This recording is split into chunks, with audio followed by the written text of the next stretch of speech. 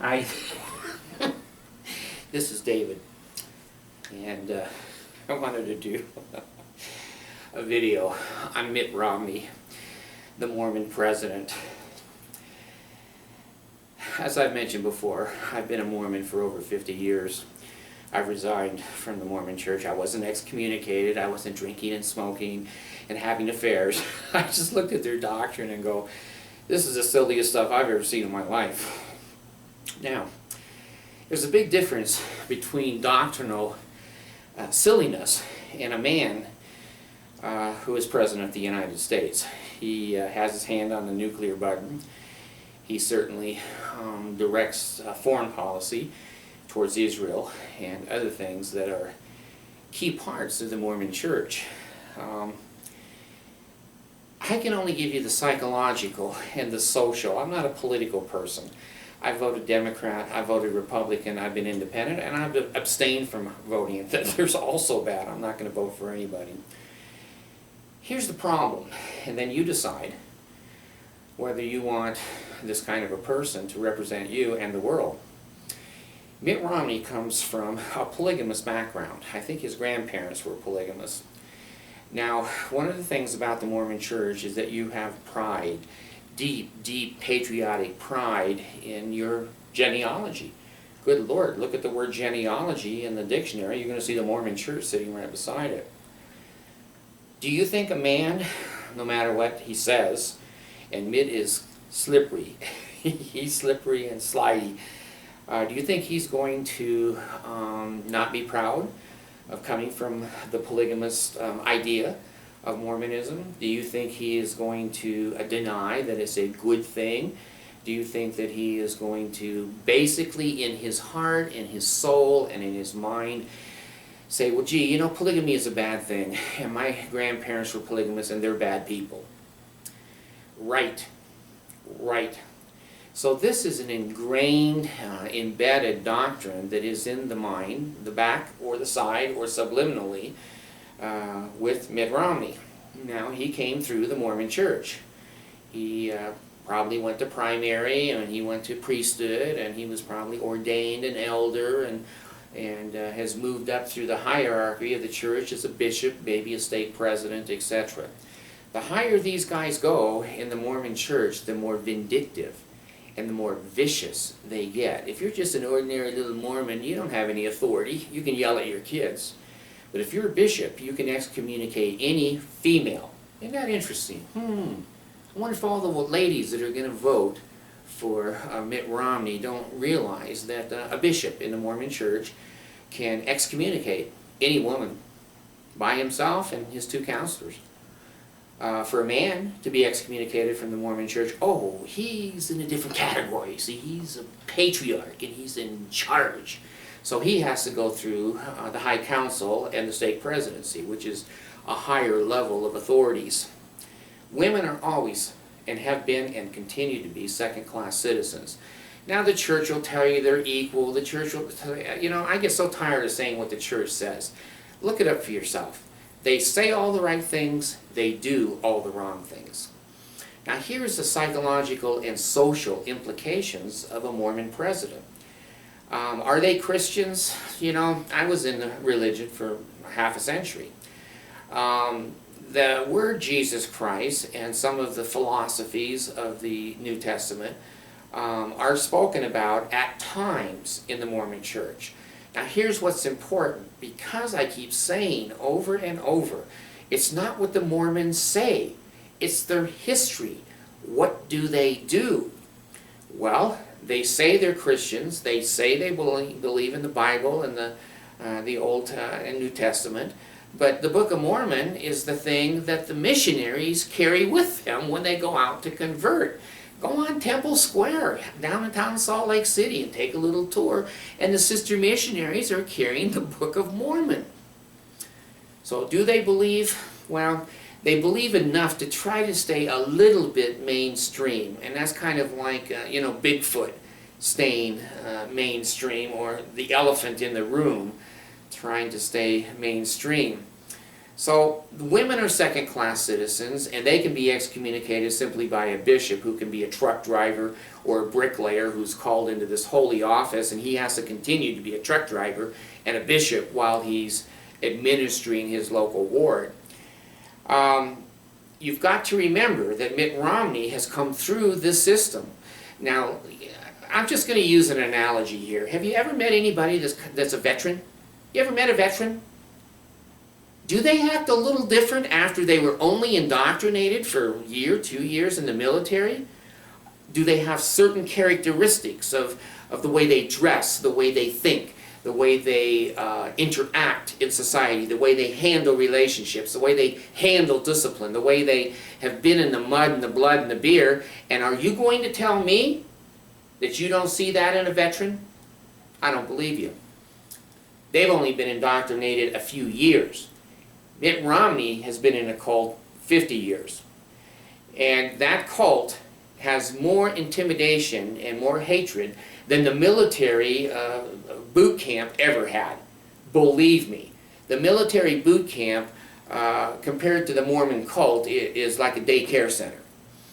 Mitt has been scared to death of the Mormon prophet. Mitt has been scared to death that he's going to be excommunicated.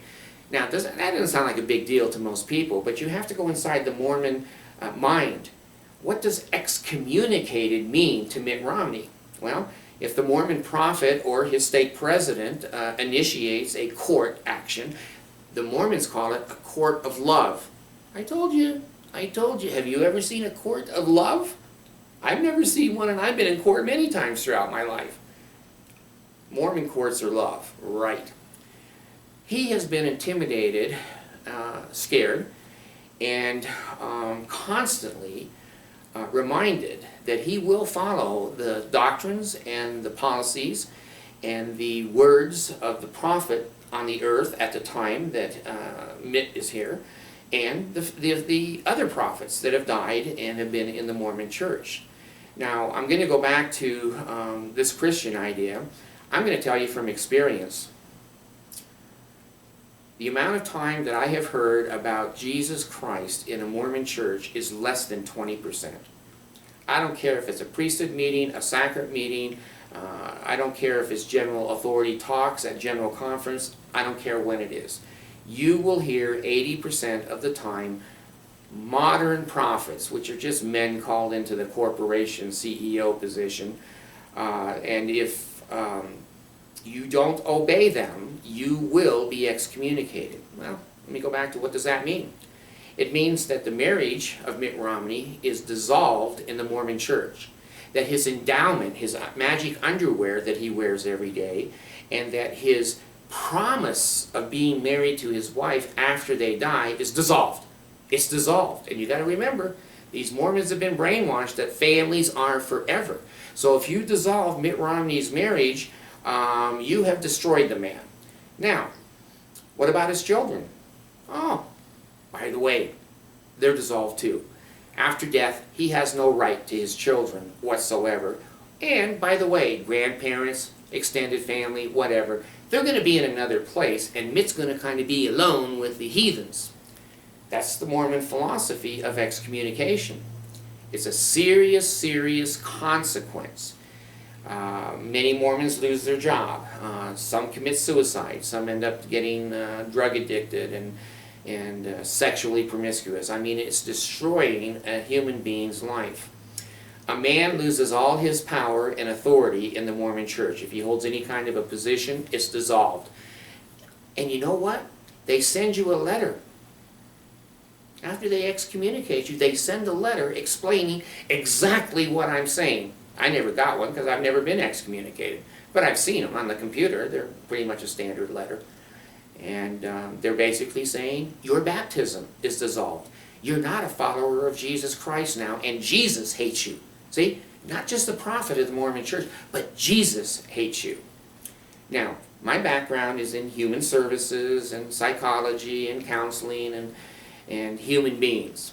And let me tell you from my experience as a master's level person that when push comes to shove, the old tennis shoe is going to be the thing that most of us as human beings are going to embrace, not the new part of being president of the United States. If the Mormon prophet quietly sends Mitt Romney messages of, I want this, I want that, the Lord has revealed to me this or that, if Mitt says, well, I can't do that, or it's against what I believe, or whatever, he's going to get a letter of warning. You could be in a church court. Now, the Mormon church doesn't have a long history of obeying the law. Look at him with polygamy and Brigham Young. Look at Joseph Smith, burning the Nauvoo Expositor. Look at Joseph Smith counterfeiting money in Kirtland, Ohio. Look at Wilford Woodruff telling the U.S. government, we don't practice polygamy. And he marries several women after that. So does John Taylor. So does Lorenzo Snow. These people are liars. They do not tell the truth. You must look at their history and look at their behaviors. Brigham Young had Johnson's army coming from the federal government to put the Mormon rebellion down in Utah. The Equal Rights Amendment for women getting pay for doing equal work to men. Oh my God, Sonia Johnson, a member of the Mormon Church, who wanted that, was excommunicated and publicly humiliated, lost most of her self-esteem and dignity because of the meanness and cruelness of the Mormon Church. The 1964 Civil Rights Act allowed the black people to have equal rights in the United States. And what did the Mormon Church do? They continued to go another, whatever it was, 20 years, 1978, no, not 20 years, 64 to 74 is 10 years and 4 more. They went 14 years hating the black people and not letting them have full fellowship in their church. Look at their Book of Mormon talking about dark-skinned people turning white if they become Mormons. Look at the way they've treated dark-skinned black people. There's such a history. Brigham Young said if you marry a black person, you should be killed. You should be killed. This is Mitt Romney's background. Now, they hate gay people. After 1978, when the IRS told them, you may lose your tax-exempt status, maybe the blacks ought to become equal in your church. And Jesus came down to Spencer Kimball and said, those black people are doing much better these days. Let them be in your church and have full fellowship. Now, it's the gay people. We hate the gays. And now they've spent millions and millions and millions of dollars of the taxpayers' tithing money and individuals in Utah and other parts of the states here in the West, maybe some in the East, that have sent money to stop Proposition 8 in California. And you know as well as I do, gay marriage is going to go throughout the United States, and the Mormon Church is not going to be able to stop that with money. Well, hate, hate, hate. They are better than everybody else. They're obnoxious, they're obstinate, they're holier than thou. They believe they are the chosen and blessed people of the world.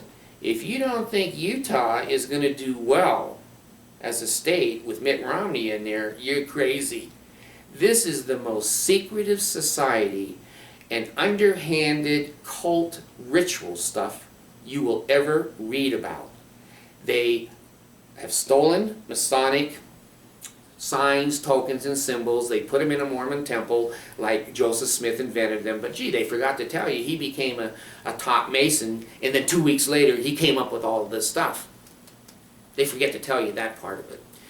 I'm telling you, as an experienced person in the Mormon Church and at a master's level of knowing human beings, that this is a cult, it's evil, and if anyone lets that man become president of the United States, you're going to see secret, secret, secret. Transparency is not going to exist except at the very, very minimal level. Many FBI, secret, CIA, secret, they're full of Mormons.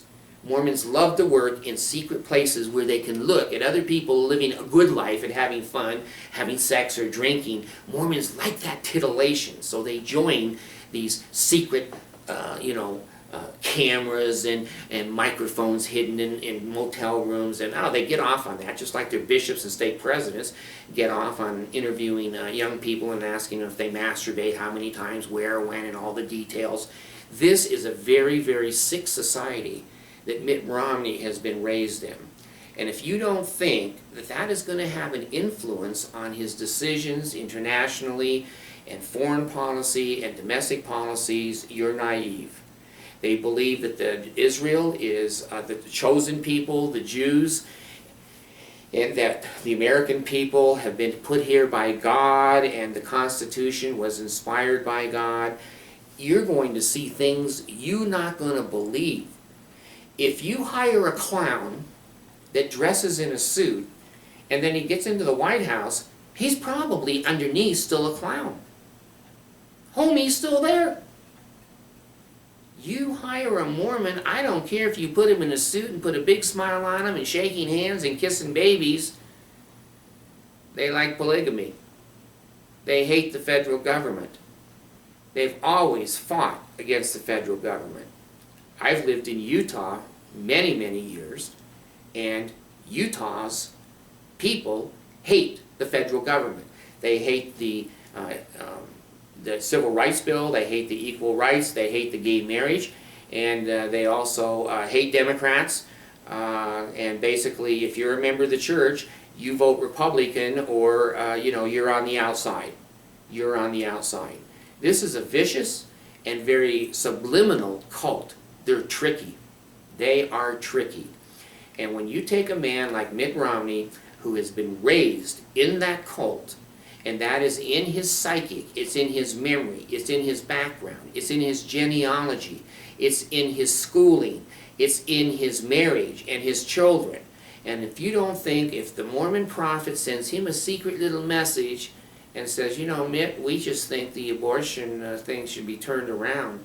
We're kind of pro-life here in the Mormon church, and you're president, and if you're really following the Lord's prophet, I'm telling you, he's come to me and he said, maybe you should turn that around, and maybe black people shouldn't vote anymore. Now, I'm exaggerating a little bit there, and I don't want to come across as, political at all. I'm just telling you from my experience, my education, my knowledge of the Mormon church.